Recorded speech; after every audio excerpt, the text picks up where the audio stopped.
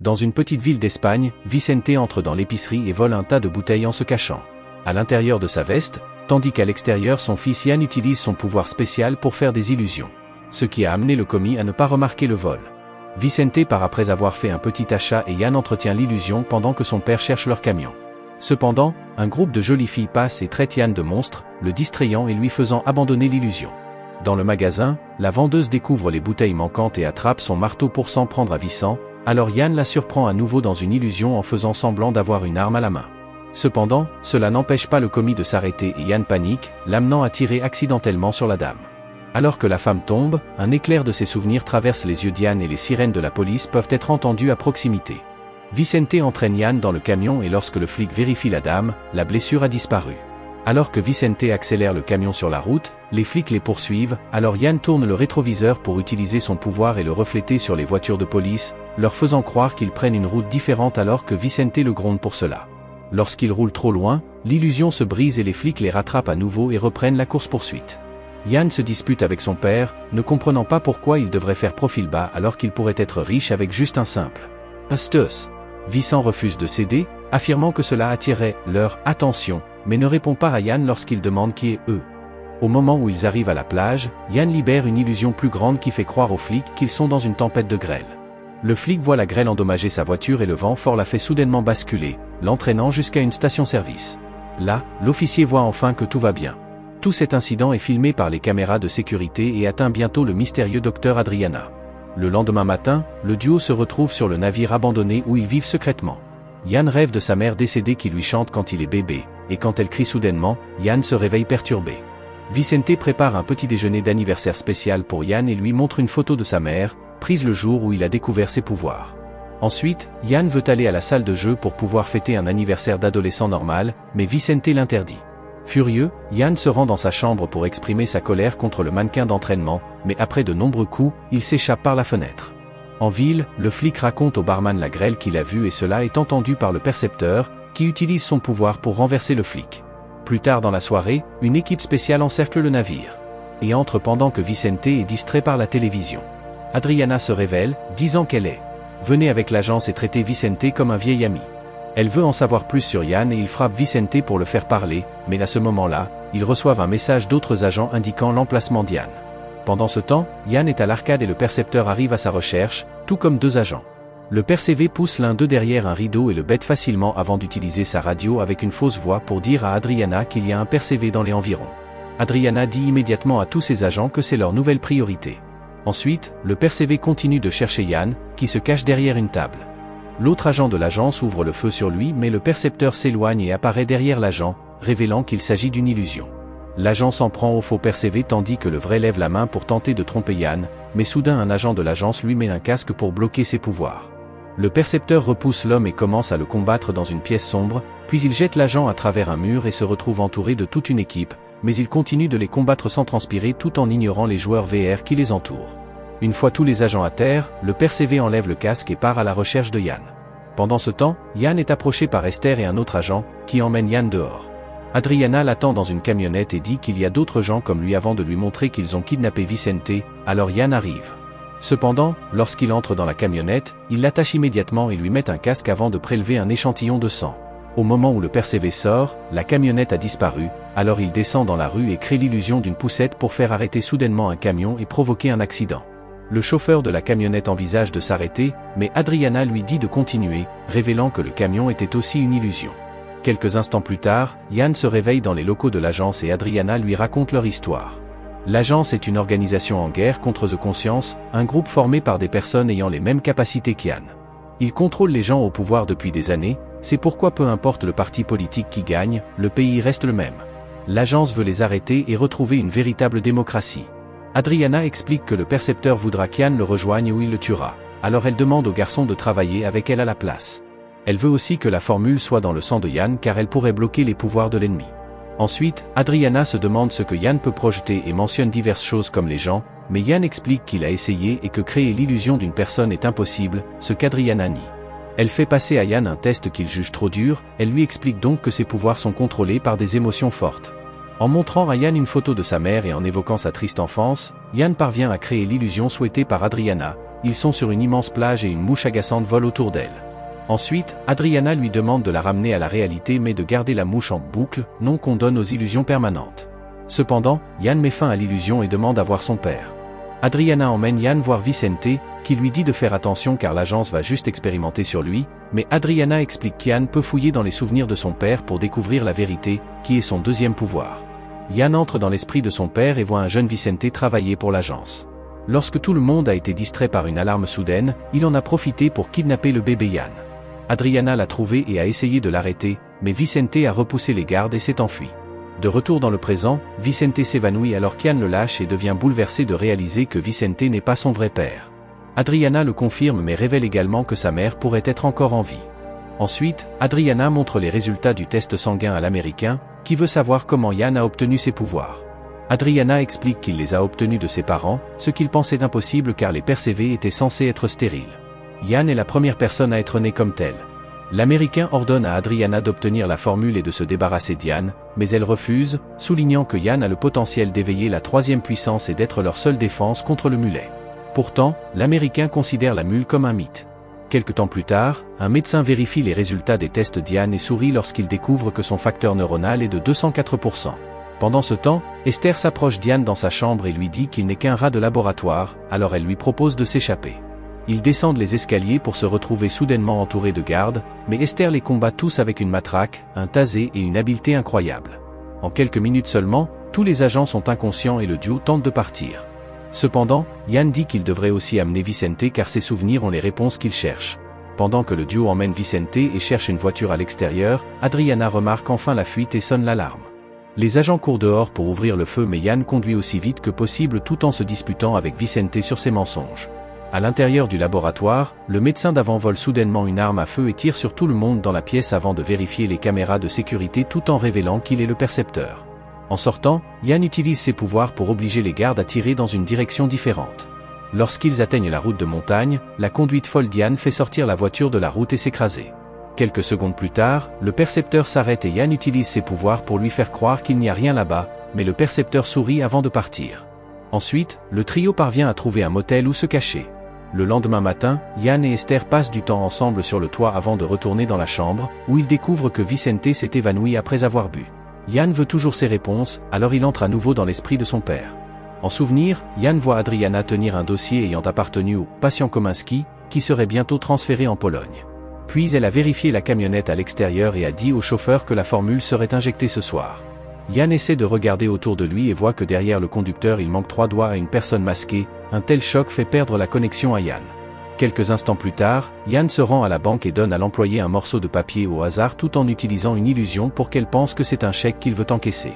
L'employé lui donne l'argent et alors qu'Yann sort, elle remarque que le chèque n'est qu'un billet et appelle la sécurité. Heureusement, Yann rencontre Esther et ils parviennent à s'enfuir assez vite pour les perdre.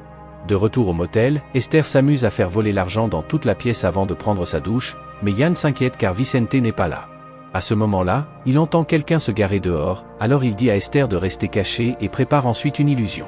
Lorsque le percepteur entre, il trouve une pièce abandonnée, mais il voit immédiatement la vérité en découvrant un miroir car les illusions ne l'affectent pas.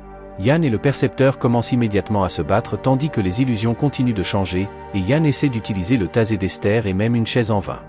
Ils se battent pendant un moment jusqu'à ce que le percepteur pousse Yann contre le mur et après avoir jeté un coup d'œil à la salle de bain, il examine les souvenirs d'Yann. Il s'avère qu'il est allé chercher de l'argent à la banque parce qu'il veut se rendre en Pologne et retrouver le scientifique qui a fait l'expérience. Yann s'évanouit lorsque le percepteur le laisse tomber, et l'homme s'en va.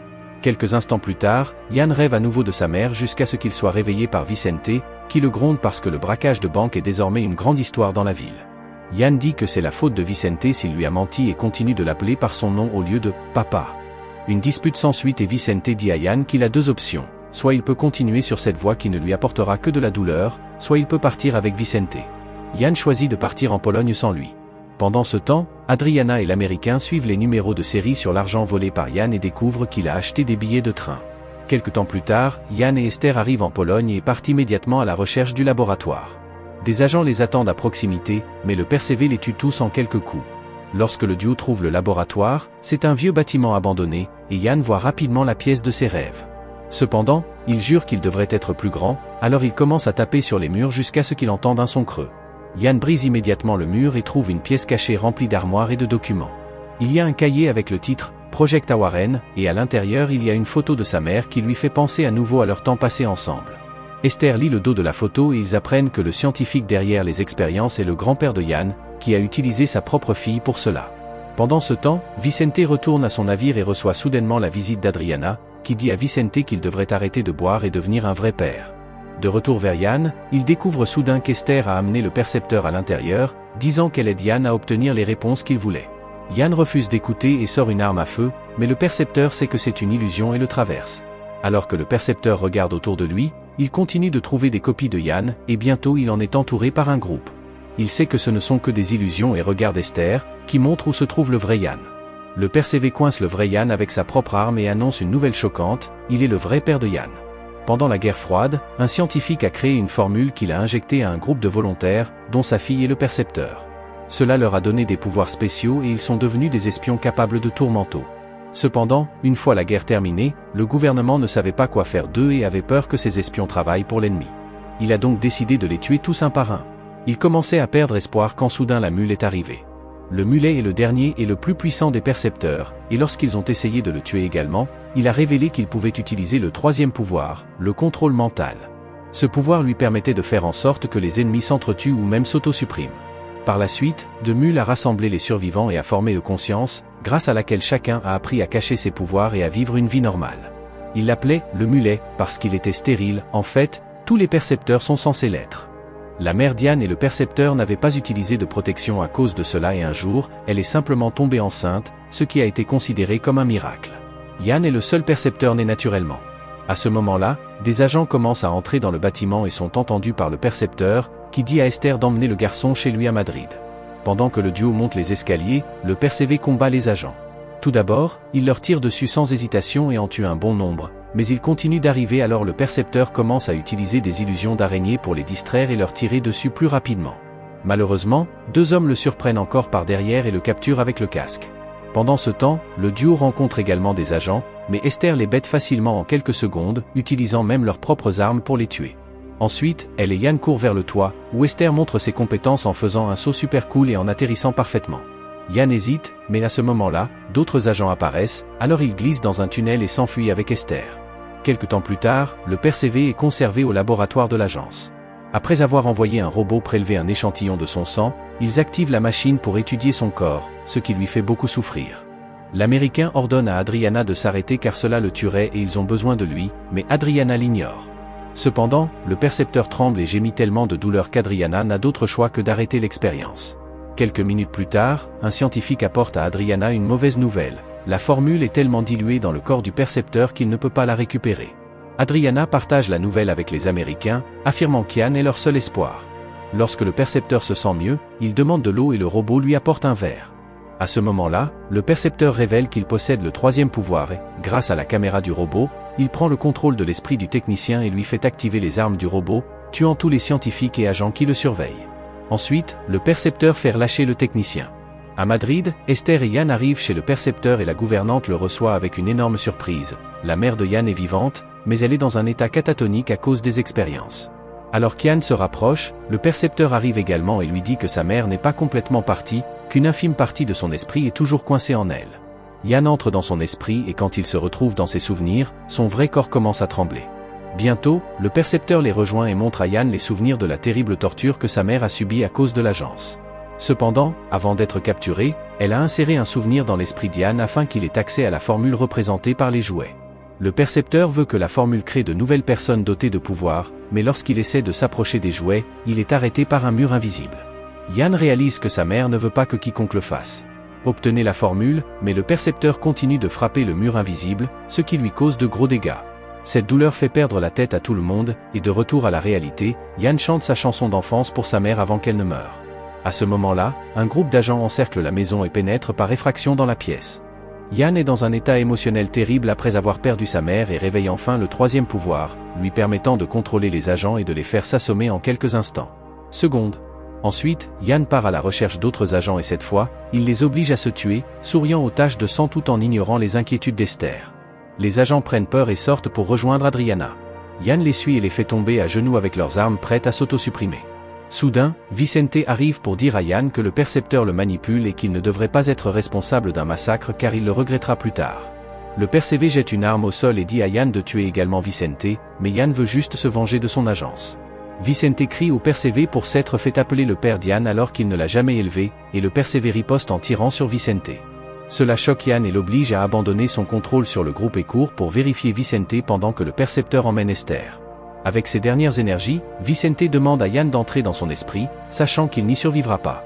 Le souvenir montre que c'est sa mère qui a demandé à Vicente d'emmener le bébé pour le sauver, alors Yann s'excuse auprès de Vicente et l'appelle à nouveau papa. Ils s'embrassent puis regardent l'un de leurs souvenirs bien-aimés pécher ensemble avant que le corps de Vicente ne cède et ne meure. Après avoir dit au revoir à son père, Yann attrape l'arme et part à la recherche du percepteur, qui se cache lors d'une fête dans un immeuble voisin.